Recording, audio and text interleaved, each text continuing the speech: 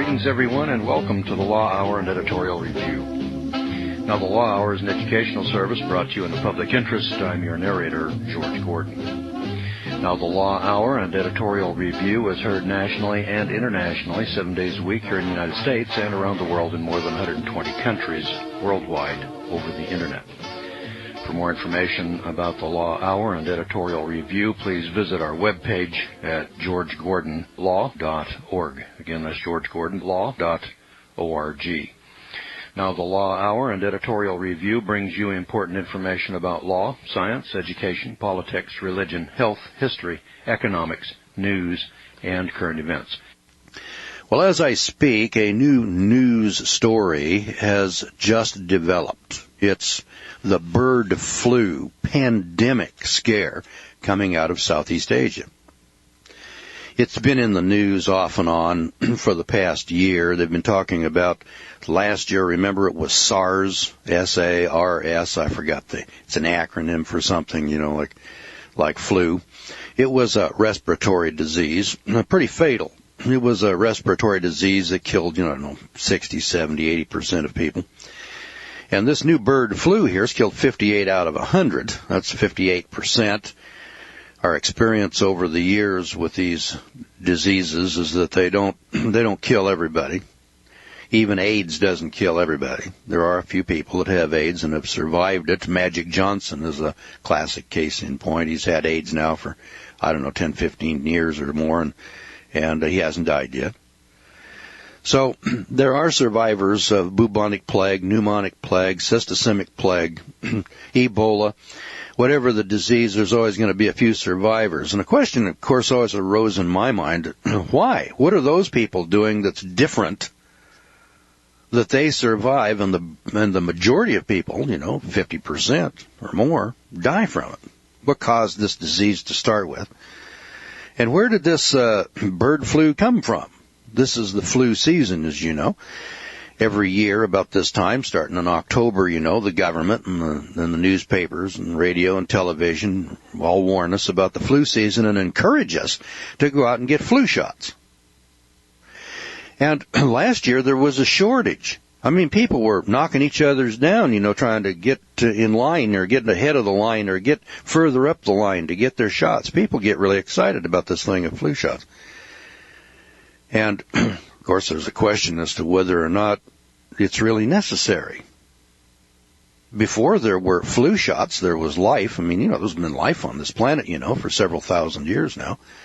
We've only been vaccinating people for the last couple hundred years. Somehow or another, people have all survived SARS and Ebola and all these various and sundry diseases. Of course, if you believe in evolution, these diseases have just evolved. There's a constant evolutionary process going on around you, and these diseases are just coming on the scene. They've never been here before. On the other hand, if you believe in the Bible, in the Scripture, which there's probably 10 or 15 people left on planet Earth that still do, the creation was completed on the sixth day. Ebola was created, and it's been here since the sixth day. Polio virus has always been here, and it was here and created by the Creator himself, and it's been here since the sixth day. You take your choice, And, of course, everybody believes in evolution. So if we take that tack and we listen to the CDC and we listen to the press and with the president and everybody, I guess the logical thing to do is to run out here and get your flu shot, because here in America, I can't speak for all the rest of you people in the world, but here in America, vaccination is almost like a sacrament in church. It's something that everybody does. And if you don't get in line to take, your sacrament, which in most cases when you go to church, that would be bread and wine. You take this sacrament here called communion. And some people, they do it once a week, some once a month, some once a year, whatever, but everybody wants to do that. Baptism is a sacrament, you want to get in line, you want to get your kid baptized, so he goes to heaven or whatever it is that you want to do. And vaccination is that way. We have in this country, if most of you people in the world probably won't be able to follow this, but listen to this. In America, our children receive 35, that's a 3 with a 5, that's 35 35 vaccinations by age 5. I mean, by the time a child in this country is age 5, he has had 35 vaccinations if he has followed the recommendations. And most people in this country follow the recommendations. And vaccination is mandatory. You know, it's like the mandatory evacuation of New Orleans. Remember that? That is mandatory evacuation. Now, about 6,000 people down in New Orleans did not follow the mandatory evacuation. You know what happened to those 6,000 people? Nothing. They just stayed right there. Now, there was talk, while this flood was going on in New Orleans over this mandatory evacuation, that if you don't evacuate, we'll send the army in and we'll just take you bodily and throw you out. And I was very interested in watching that because let's suppose that I did that. Let's suppose I just came up to your front door, knocked on it, and you come to the door. I pull out a gun, pointed at your head, and said, "Get out of your house. I'm taking you out of here." This is a mandatory evacuation. I don't care where you go, but get out of your house. That would be a crime. And in the United States, it would be a crime. I don't know where you live, and we have a provision in our Constitution that would be a taking. There's a prohibition in our Constitution. It's called the Takings Clause. Eminent domain is what we call it over here. It's against the law to take somebody's house without first condemning the property and then giving them just compensation for it. Government can take your house. They got to pay you. So down in New Orleans, when they were cunningly coercing these people, now most of the people down in New Orleans, they wanted to get out. I mean, they were knocking on the doors. They were saying, "Get us out of here." Those, of course, were the wards of the state. They couldn't take care of themselves, and they needed the state, the government, to take care of them. And the government did. They came down there with buses and hauled them off to new cities and new jobs, and it's not a forced evacuation. What happened in New Orleans was not a forced evacuation. So people today in this country believe that you have to have these vaccinations because they're mandatory. What mandatory means is that we pass a law and says you have to do this. And then if you don't do it, you see, there's going to be a punishment. But in every law, there's a but sept. And in the vaccination law, there's a but sept. See, if you're a religious objector, you can be exempted. And if you're a medical objector, let's just take this one on, for example. Let's suppose that you've got this mandatory vaccination, but your kid has asthma. And these vaccinations are going to kill your kid. Would you take your child out and have him vaccinated for the flu or vaccinated for smallpox or for polio or something like that if it was going to kill him? So we have medical exemptions. And then quite a few states have personal objections. I mean, if you just object to it because of your personal beliefs. Not all states, but many. Now, in this country, there's 2 states that don't have any exemptions or exceptions at all. That's Mississippi and West Virginia, last time I checked. So that means that they're pretty mandatory. But it's only mandatory in that you have to get a court order. So if you want the exemption, you can't just walk in and say, "Give me the exemption." You actually have to have a court order to go along with it. So there's an exemption or an exception to vaccination in this country in the same way that there is an exemption or an exception to mandatory evacuation in a hurricane. And that is, I'm not leaving. I mean, you've got to assert your rights to your property. Now, one lady I saw, she said, "Well, we had to evacuate because the policeman said if we didn't evacuate, he would arrest us." So then they got on the bus and they left. Now, this lady doesn't understand the law, and she didn't understand her rights, and she's a sheeple, and she got on the bus and she left town. Now, if later on she decided to sue, if she said, "Well, I'm going to sue them because they made me leave and I suffered a damage because the looters came in and looted my house because I wasn't there. I didn't want to leave, but they threatened me." Now, I've pointed out to you a time or two that you have to be the belligerent claimant in person to claim your rights. Your lawyer can't do it for you. You have to do it for yourself. This lady didn't claim her rights. 5,000 people in New Orleans did. 5,000 stayed there. They were not arrested. They weren't punished. They were threatened, and they could withstand the threats. And the same thing is true with vaccinations.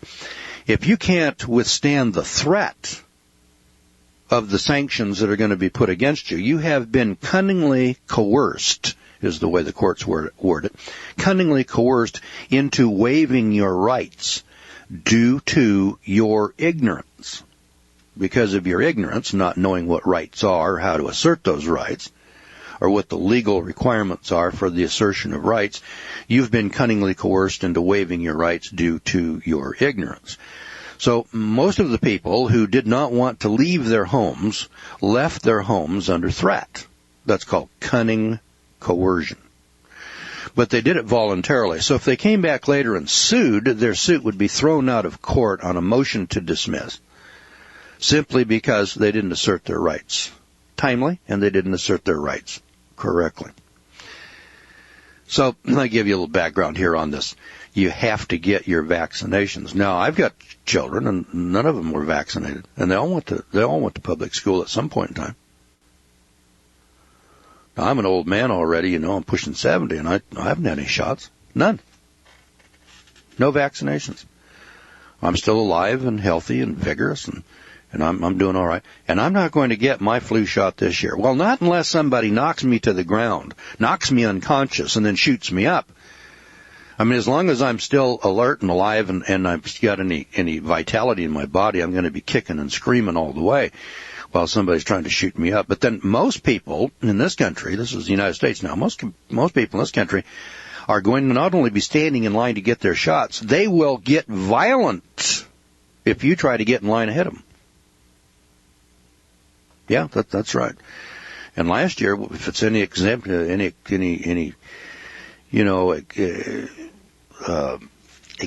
of what we can expect this year, listen to some of these stories that I'm going to relate to you, because there's going to be a terrible shortage of flu vaccine. That's why last year, if you'll remember at this time about last year, I said, you need to go to your doctor and tell him, I need the flu vaccine, and order it last October 2004 so that you could get it this October in 2005. I warned you. I told you last year that there'd be a shortage again this year.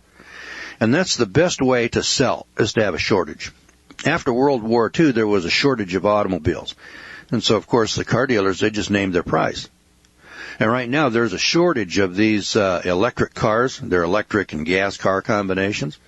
I mean, they're months behind. You can go out and buy a new Ford Explorer in the morning. I mean, they got dozens of those lined up out there for you. You know, the gas guzzlers? They got lots of those. But they don't have very many of these electric cars. And so these people now that have the electric cars,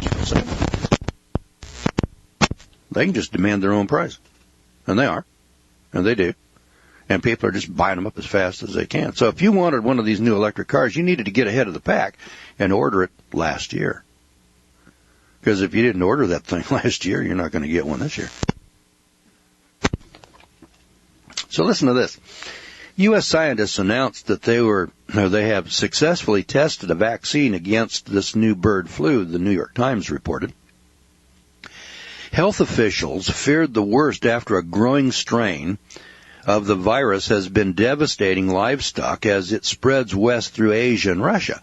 50 people have died from the virus. It's up to 100 now.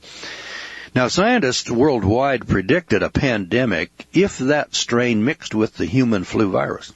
Dr. Anthony S. Fauci, he's the director of the National Institute of Allergy and Infectious Diseases, said the vaccine is ready for emergency use, but further tests are needed before it will be available to the general public. He said the vaccine is to protect against infection, not to help those who are already sick. Fauci also said that he doubts the vaccine industry's ability to make enough. There's going to be another shortage this year, and if you didn't get it ordered last year, it's not available to the general public. I mean, you are going to be left out in the cold without your flu shot this year. I'm going to be left out in the cold without my flu shot this year. And I'm over 65. That's certainly the kiss of death. I mean, I might as well pack it in. I should make sure that I have my will made out, which, as a matter of fact, I don't, but I should. All right, now look, the U.S. bird flu threat, not an if, but when. Oh, now we're going to get a little more serious here. This bird flu is coming, boys and girls, and you might as well get ready for it. Listen to this. Washington, October the 9th. U.S. health officials have adopted the opinion that a bird flu pandemic is likely at some point and swung into high gear to prevent or to manage one. So the health officials are on the job down at the CDC. Boy, they're out there on their horses, galloping around, making sure that there's going to be action taken. We're not going to act like Hurricane Katrina, and sit here for 3 or 4 days. We are going to get this show on the road. Now, I don't know why they didn't get this show on the road last year if the government's going to take over health care. There was a shortage last year. You'd have thought last year the Bush people would have said, okay, there's going to be a shortage again next year, so next year we want to make sure that we got plenty of vaccine for all these people out here. And evidently they haven't done it because the officials are saying, hey, it's going to be another shortage. Another shortage. Can you believe it? 2 years in a row. Now, Saturday, Health and Human Services Secretary Michael Levitt left on a 10-day trip to several Asian nations to discuss planning for a pandemic flu, one day after President George Bush appealed to vaccine makers to step up production. On the prospect of an avian flu pandemic in the United States, Dr. Jeffrey Taubenberger, chief of the Molecular Pathology Department at the Armed Forces Institute of Pathology, told the New York Times, I would not say that it's imminent or inevitable. However, Taubenberger said he believes that there will eventually be a pandemic. Maybe not this year, but eventually there will be. But not necessarily the H5N1 bird flu. So it may not be this bird flu in 2005. It may be a bird flu or a swine flu or some other kind of flu that's going to happen next year or 5 years from now. Now, alarm heightened on Thursday when a scientific team led by Taubenberger reported that the 1918 flu virus, which killed 50 million people worldwide, was also a bird flu that jumped directly to humans. The 1918 flu was highly contagious, while today's strain has so far shown little ability to spread from person to person, the report said. I thought I'd share that little piece of information with you. Kind of building the story. Notice that this guy, Taubenberger, chief of molecular pathology at the Department of the Armed Forces Institute of Pathology. So he's a soldier. Isn't that just real special? I wonder if it has anything to do with germ warfare or anything like that. So let's take a look here at viruses. Viruses, vaccines, and the evolution of influenza. Since viruses have such high mutation and reproductive rates, they can adapt to changing environments very, very easily. Indeed, since the only way they can reproduce is by infecting a cell, they must be able to evolve faster than their host cells.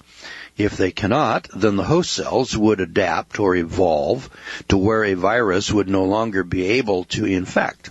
Cells change their surface receptors so that viruses cannot attach to them. The viruses change their surface proteins so that they can attach to the changed cell surface receptors.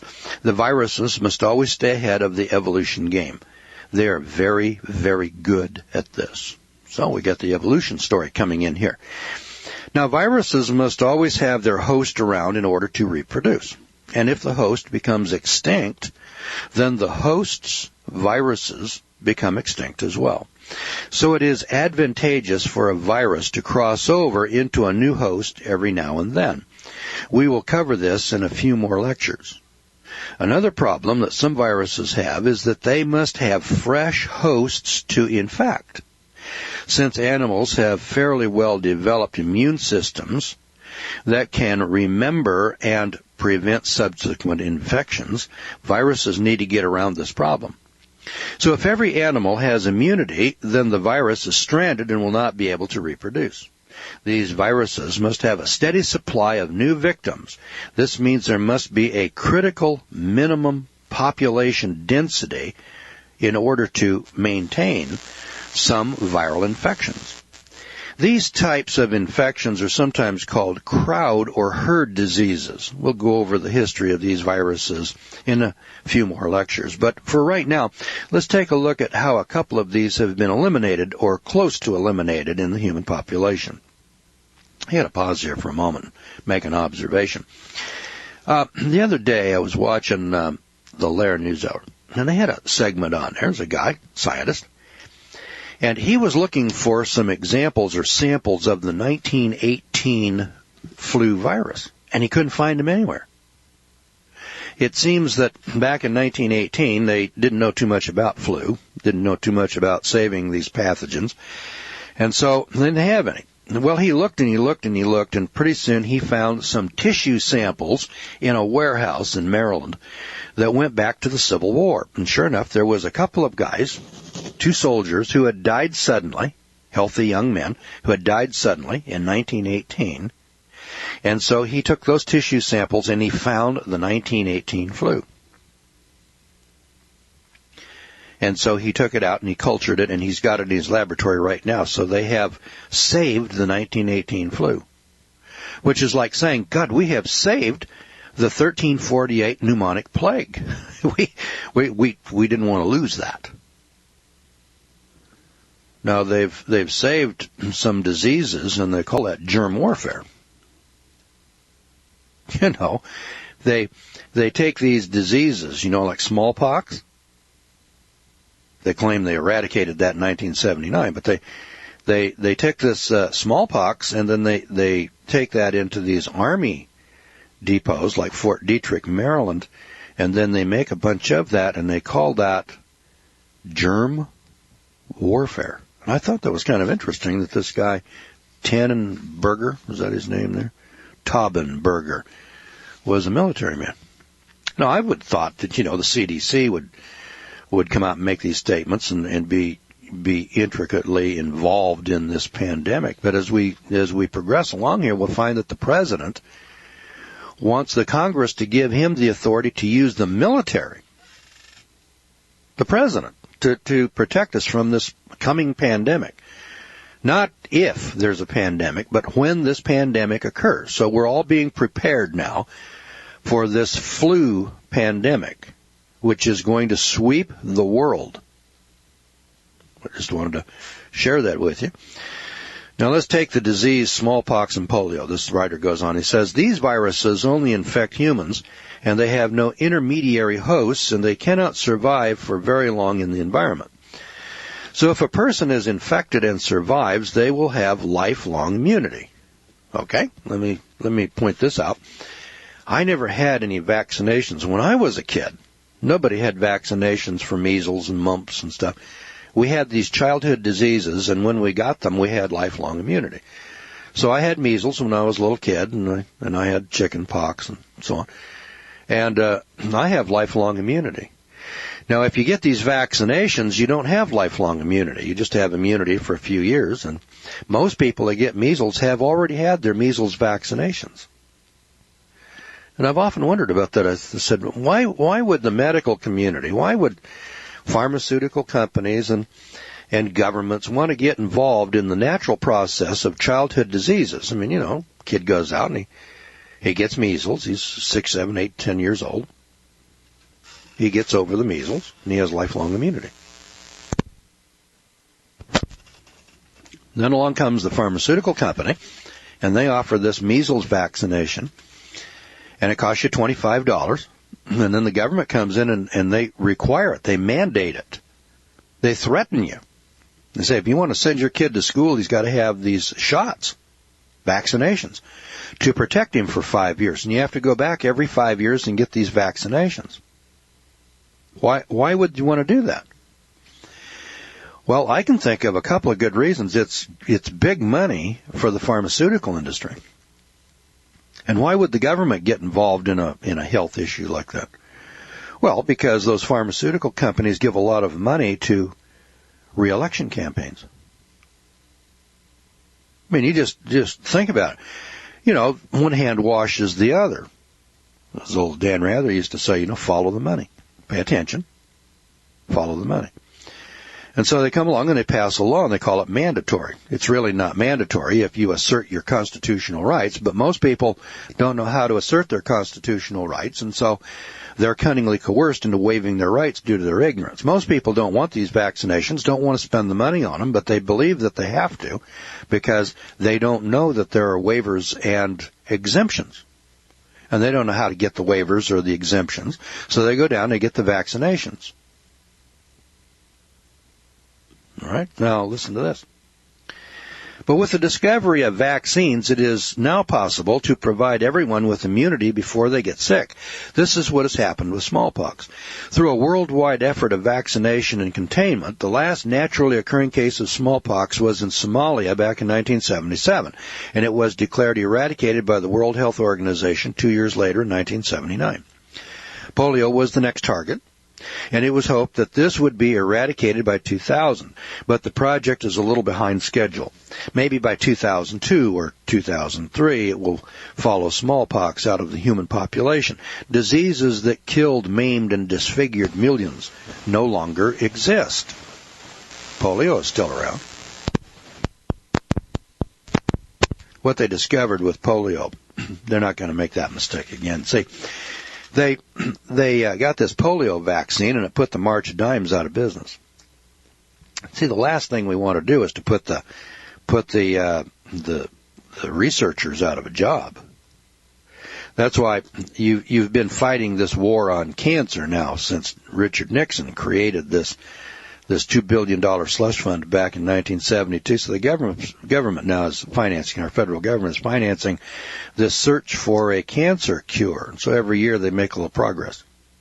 But they spend billions and billions of dollars. Well, this polio vaccine, you're going to have polio vaccine for 500 years, maybe 5,000 years. You're never going to get rid of polio or polio vaccine or the need to vaccinate your kid. Now, there aren't any natural wild cases of polio. All polio cases in the United States are caused by the vaccine. We have about 70 a year. So we vaccinate millions of children. There's no polio, no wild polio left. So the only polio that you can get is the polio that you get from the vaccinations, of which, as I said, there's about 70 a year. So why would you want to get shot up with polio vaccine? Your best chance of getting polio is from the vaccine, not from any wild strain. Same thing is true with smallpox. Your chances of getting smallpox are nigh on to none. So they made a mistake. They should have kept little smallpox around, to keep the scare up so that they could keep giving you, be 36 shots. You get your smallpox vaccination, just like you get your polio vaccination. I look at that kind of thing and I say to myself, why would anybody who's got a brain that isn't brain dead and can think, why would you want to do that? Why don't you cut your shots down from 35 to 34 to 33 to 32 to 31 or something like that? Save you $25 each time. Of course, when it comes to health, money is no object. I mean, if we have to spend a lot of money to protect our children's health. Our children come first. That's the way Americans think. And so we don't think anything at all about having our children shot up with vaccines. We think that's normal. And if you don't shoot your child up with vaccine, you must hate your child. I mean, it's almost like child abuse or child neglect not to have your child vaccinated. Well, that's the way we see it here in the United States. And let me give you a reminder, and we'll be back with more here on vaccines and vaccination. Now, we often endorse or recommend books, papers, periodicals, newsletters to our listeners. These endorsements and recommendations that we give don't mean that the authors or publications that we're endorsing or recommending will necessarily reciprocate. Let's all keep in mind that most of these authors and publications that we cite here on the Law Hour and Editorial Review may be hostile, political, religious, economic, sectarian, racial, or ethnic partisans, and their viewpoints may not be totally endorsed by the Law Hour. Now, these opinions, beliefs, comments, views, and expressions that you hear on this program are mine. They're mine alone. They don't necessarily represent the views, beliefs, or the opinions of the advertisers, the sponsors, the management, or the staff of this radio network or of this local radio station. Now, we're talking about vaccinations here. Vaccines. This is the flu season. The government's telling you there's a pandemic coming. And they're not telling you maybe. They're telling you not if, but when it's coming. We don't know if it's coming this flu season or next or the one after. But you can expect a worldwide pandemic. And listen to the numbers of people that they're talking about. I mean, they're talking about people dying by the millions worldwide. It reminds me of Revelation 6, talking about this pestilence. You know, God talks about Bible prophecy, or in Bible prophecy, talks about worldwide pandemics that are going to kill 1/4, the fourth part of men. I mean, this is biblical in its scope, so this really caught my attention when I saw the CDC and the federal government and the president was just on the air here saying, my God, we got this real bird flu pandemic that could kill millions of people. Millions. I said, geez, sounds like Bible prophecy coming to pass. Now, these viruses are DNA viruses, and they always relied on a minimum population density to provide new hosts to infect.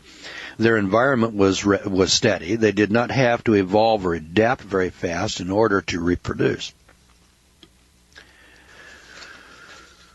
Now, when we intervened with vaccinations, they could not evolve fast enough to overcome our immune protection. That's our immune memory. Nobody pities the poor little viruses. May they rest in peace. But more on that later. Now, some viruses solve the host numbers problem by overcoming the animal's immune memory by changing or mutating into a slightly different virus that can infect the same host over and over again. Now, if a virus has a high mutation rate, like AIDS, it can overcome our immune memory by changing its surface proteins so that the antibodies that are produced no longer attach.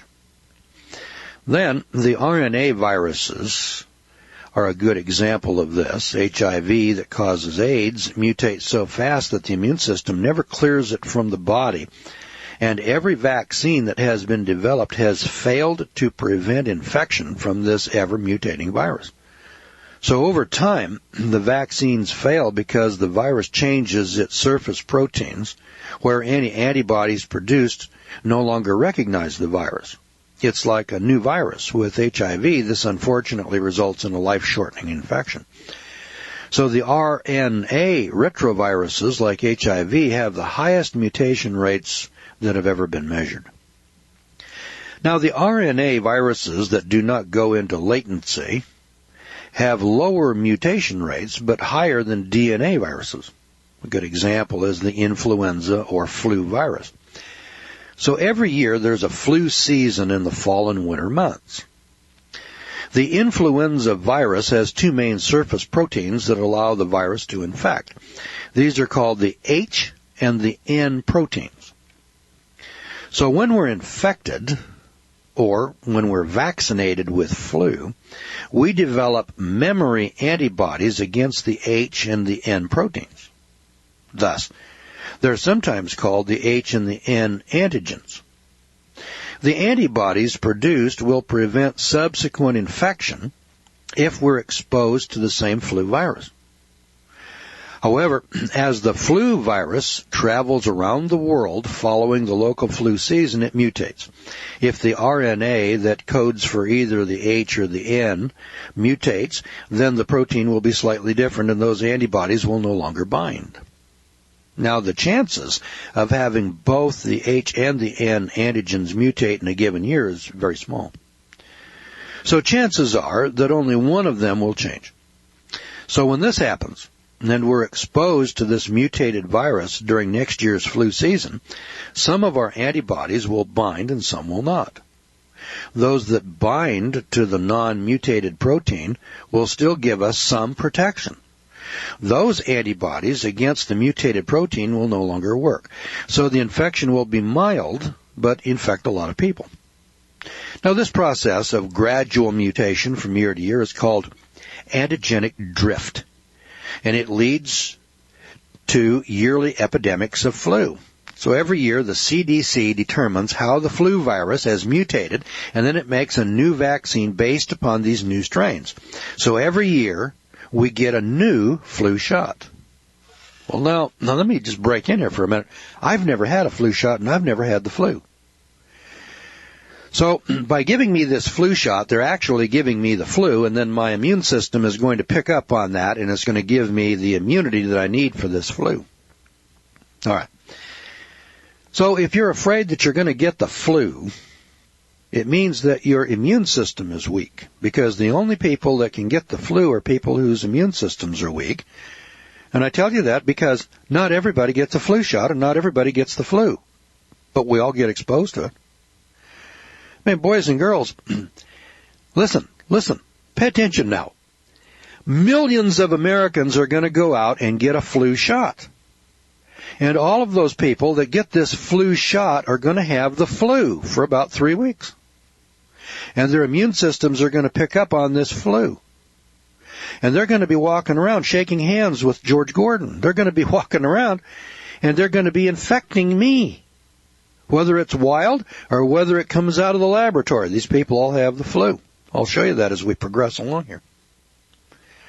So obviously I don't need a flu shot because my immune system is working at a higher level than most people's immune system. So did it ever occur to anybody that the place to stop flu is with your immune system? Why don't you rebuild your immune system? Why don't you concentrate on building immunity through your immune system like Magic Johnson? I mean, he survived that AIDS thing. He's not the only one. There's not a whole lot because that AIDS virus mutates very rapidly. But evidently his immune system was strong enough to ward it off. I mean, he did. He's still here with us. And there are thousands of other people around the world that are still here with us with AIDS, with HIV, but their immune system is working, and it warded it off. Not everybody died from bubonic or pneumonic plague. There were some survivors. Not everybody died from smallpox. There were survivors. But once you get these virus diseases and your body develops the immunity to it, it doesn't get it again. Because your body, your immune system, can recognize it. So it looks like to me that natural immunity is the better way to go. Of course, natural immunity doesn't produce any revenue for the pharmaceutical companies, doesn't produce any campaign contributions for politicians and re-election campaigns, and so it's not in the best interest of politicians and pharmaceutical companies and doctors who administer the shots and make the money off of all of this. Their best revenue source is to have sickness, to have flu epidemics every year, and then to scare you. I mean, it's, after all, is one of the 5 motivators, fear. See, you're motivated to buy based upon vanity, jealousy, lust, greed, or fear. So when we sell vaccines, we approach from the fear factor. We say, my God, if you don't get your flu vaccine, you're going to get the flu. And 30,000 people die from flu every year. 2.5 million people die every year. Some of them die from car accidents, and some of them die from flu. Now, so far, I haven't died from a car accident, and I haven't died from the flu either, and I haven't had any flu shots. Now, I want to point out to you that millions of people do not get flu shots. Millions of people do, but I want to tell you that millions of people do not. And people who do not get flu shots don't all die from the flu. So is a flu shot really necessary? And why is everybody so excited about this flu and flu vaccine? Is it hype? Is it sales? Or is there a real problem out there that needs to be solved by vaccination? Which makes me wonder, well, how come God didn't think about that years ago? I mean, you know, God should have put a little piece in the Bible there about vaccines and vaccinations if he thought that it was necessary. So evidently he didn't think it was very necessary. He didn't put anything in there about that. Well, the RNA viruses and the DNA viruses, one's a retrovirus and one is not. So you got these two. One is called a retro, that's the HIV, and then influenza, that's a DNA virus. Well, this flu virus has another way of overcoming our immune system. It can rearrange its RNA by mixing with other flu viruses to create hybrid viruses that have new H and new N antigens in the same virus. Now these viruses are like completely new flu viruses because nobody has any antibody memory against them. And they are particularly nasty, and they can infect a lot of people very rapidly. So these viruses cause pandemics of influenza. This only happens when the flu virus from two different species infect the same cell. Flu viruses tend to be species specific, and there are human, horse, pig, chicken, and duck flu viruses. Ordinarily, they will not cross-infect. But if a human is in close contact with one of these animals when the animal has their flu, sometimes the virus can infect the human lung. And this is usually a very mild infection and is not spread to other humans.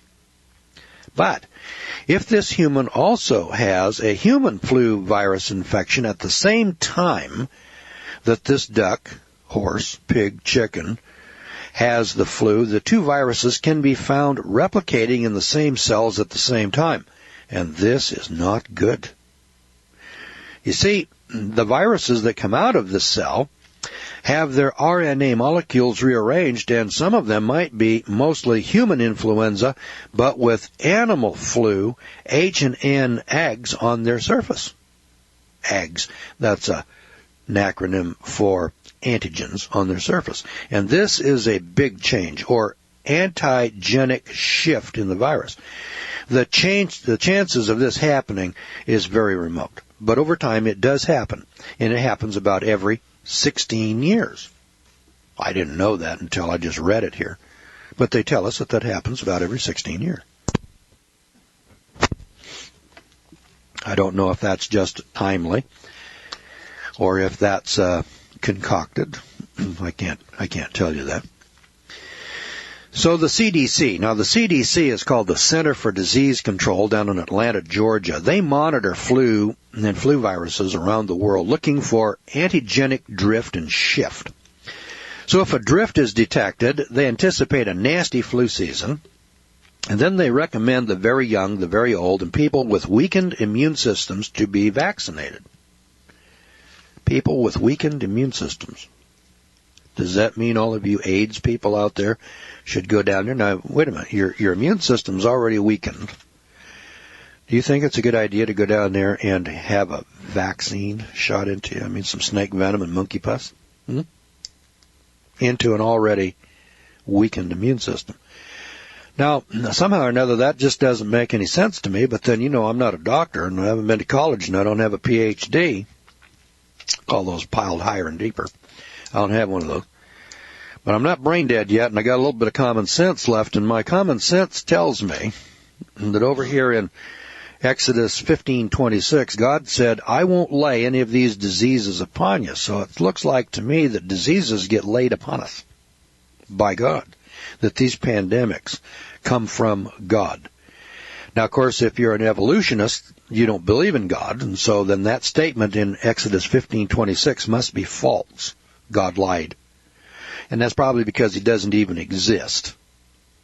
And so this is done by random chance. And this is the story that we're reading here. This is the random chance theory. I just want to bring both of them to your attention at the same time. You got the random chance and random mutations. Therefore, you got to have vaccines. Man must intervene in nature, whatever nature is. Nature isn't God, but nature is something, but we don't know what it is. But it's some kind of a force or power out there that we call nature. I call it God, but then, that's just me. Now, if a shift is detected, they use drastic measures to prevent a pandemic. Gee, I wonder what these drastic measures are. Is this mandatory vaccinations? We haven't got to mandatory vaccinations in this country for the flu yet.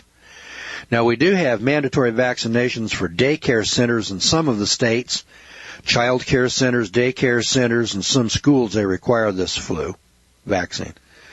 Not all the states require it. It's not part of your 35-shot program, which is mandatory, which is really not mandatory if you have a waiver. But then, for most people it's mandatory because they don't know what constitutional rights are. They've been educated in the public schools.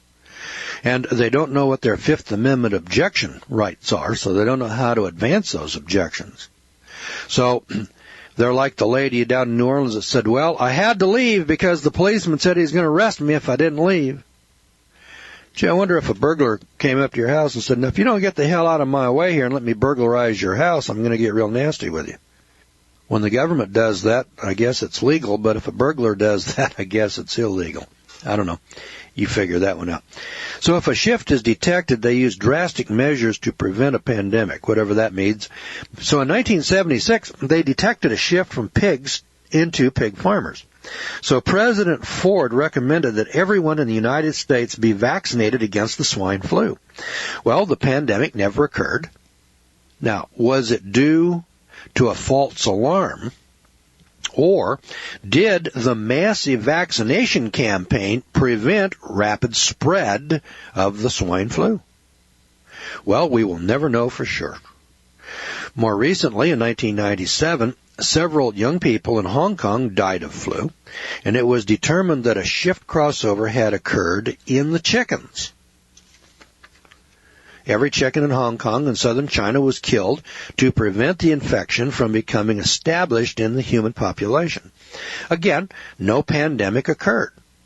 So was that a false alarm, or was it an effective defense? It's probably better to be safe than sorry. Now, one of the worst pandemics of flu occurred back in 1918. This has been called the Great Pandemic. It killed 20 to 40 million people worldwide, including 500,000 people in the United States. And it was one of the major factors in the end of World War I. More soldiers died from the influenza in the fall of 1918 than by bullets in the entire war. Did you hear that, boys and girls? More soldiers died from the flu in the last 3 months of World War I than died by all the bullets in the entire war. You know, that kind of sounds like a biological weapon to me.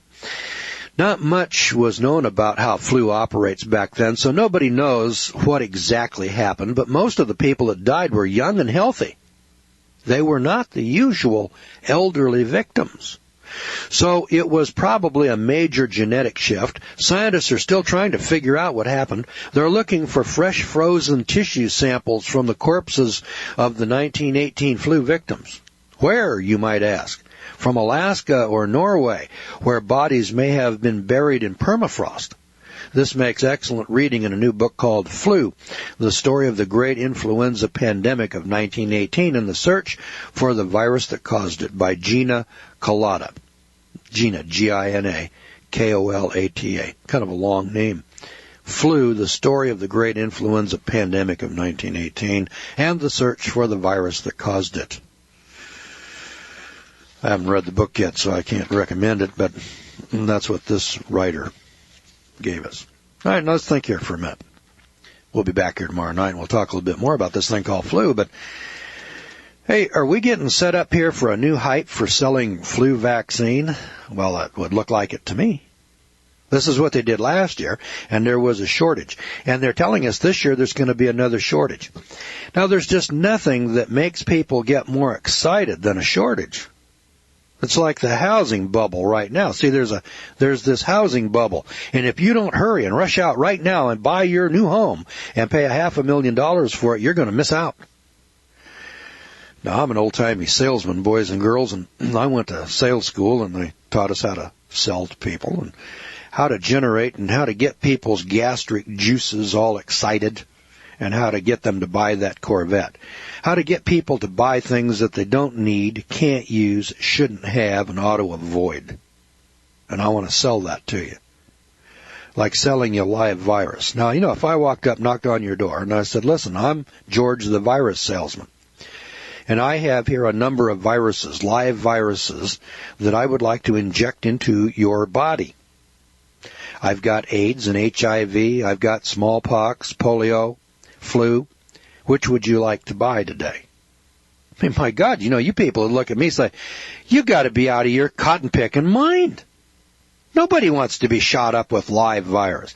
You got to have a different methodology for selling. I mean, people don't go down, you know, to Best Buy and say, where's the virus section? where do I get my viruses today? I'd like to get some AIDS and maybe mix a little of that AIDS with chicken virus and some of these other polio viruses. Do they? Now, people go into their doctor's offices, people get in line at hospitals, people get into fist fights with people trying to cut in on the line so that they can get their flu shot, which is made up of what? Yeah, live viruses. You got to have these live viruses, you see, so that it will trigger your immune response. The theory behind this vaccination is fairly simple. We're just going to give you a little bit of virus. Well, Jesus, how much is a little bit? You ever ask the question, hey, doc, how much virus is in this shot? Well, just a little bit. Wait a minute. Am I going to get more live virus out of this vaccine than I would walking down the street breathing with my mouth open? Let's think about this for a second. We're in a room. We're in a crowded room. And somebody sneezes. And 20 feet away, I'm standing and I inhale. And I suck in some virus. Am I getting more virus out of that sneeze 20 feet away or more virus out of this flu vaccine? How many viruses does it take to infect you with the flu? 1, 10, 20, 100, 1,000, 2,000, 5,000, 10,000, 50,000, 100,000 viruses?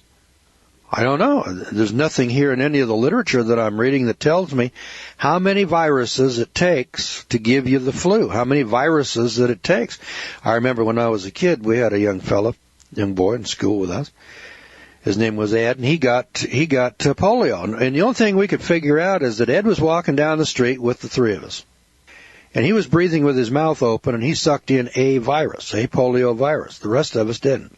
He got polio, and we didn't. Was it one virus that Eddie got? Was it that there was a whole bunch of them floating around in the air? Where did these viruses come from? Well, we'll be answering some questions like that, and we'll see if we can't trigger your mental processes and show you that maybe these viruses, maybe these vaccines, maybe these shots are designed more for monetary gain than they are for health reasons. We'll do that next time.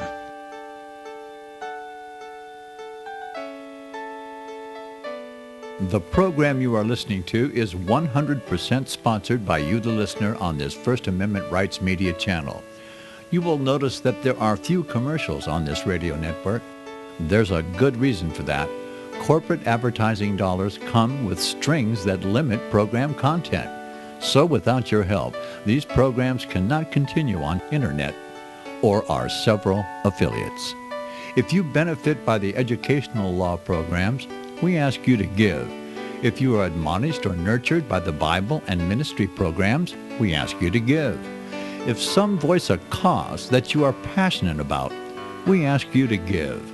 If you believe in any of these, we ask you to support them as you would a missionary on a continual basis, as if giving a tithe for missionary radio. These programs are not commercially viable and must be supported by those faithful to the cause of truth.